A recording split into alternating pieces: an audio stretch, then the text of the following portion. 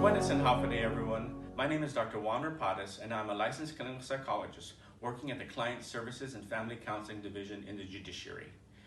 As of the time you view this video, you all would have been quarantined for almost 4 weeks, going out for food and medicines and other essentials only. Many of you are working at home. Some of you are doing essential jobs out there in the community, which we thank you. But most of you are furloughed from your job and you're staying at home. So sadly, anxiety, worry, and depression may have already started to set in. So wherever you are and whomever you're with, I would like to offer a few tips and concrete suggestions to help and assist you and your family to cope and survive the next few weeks. Other than the obvious steps of using social separation and being obsessively clean in order to relieve anxiety about getting the coronavirus, there are a handful of things we all can do that can help us get through this scary time with some measure of sanity and psychological integrity. Before I continue, I would like to give a disclaimer that the advice I give today is not a substitute for mental health care. If you feel or your family feels that you need professional help and the psychological distress seems much more than just bad coping or feeling sad or bad, please check in with your doctor, any Guam clinic, the Guam Behavioral Health and Wellness Center, crisis line at 647-8833 or 34, or call 911 for emergencies. As a clinical psychologist, I've used several coping and stress management techniques and sound advice that I've helped people overcome their unique crisis and life problems. I call these my 6 F words, words of coping. These are the good F words. My first F word I'd like for you to do is to follow. Follow all medical and health advice. Not following medical advice could be a matter of life and death, now more than ever.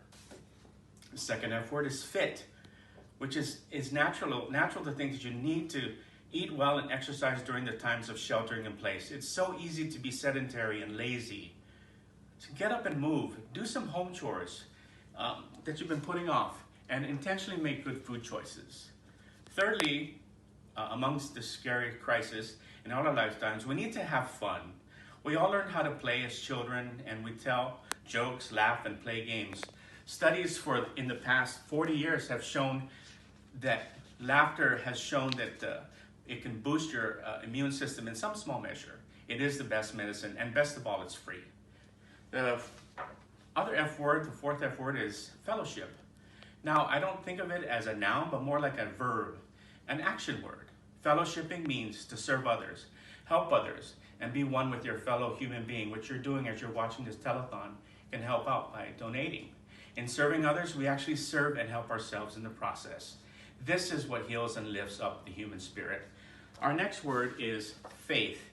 Faith is not tangible or something concrete. Faith is an unconditional belief that faith can move mountains, and it comes in many forms and in many purposes. Faith in God, faith in our family and friends that they will always and support us. Faith in the medical professionals and the scientists that they will find the cure for this coronavirus. Faith in our government officials that they will not let our island and our world collapse into anarchy and despair. And finally, our last F word is the future.